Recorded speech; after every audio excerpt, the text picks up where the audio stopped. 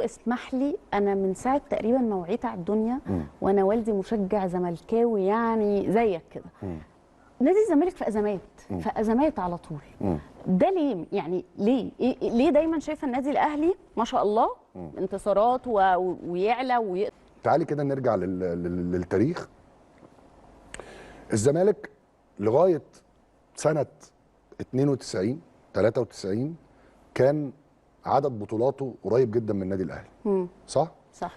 وبعد كده ابتدى نادي الزمالك يخش في المشاكل والقواضي والنفق المظلم بتاع القواضي والمجالس اللي بتتحل واللجان المؤقته والكلام ده كله. صح؟ صح. ليه؟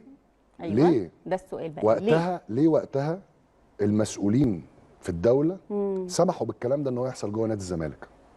رغم ان الكلام ده لما قرب بس من النادي الاهلي الدوله نفسها تدخلت ورئيس الوزراء نفسه تدخل وقال الكلام ده ما يحصلش مع الاهلي.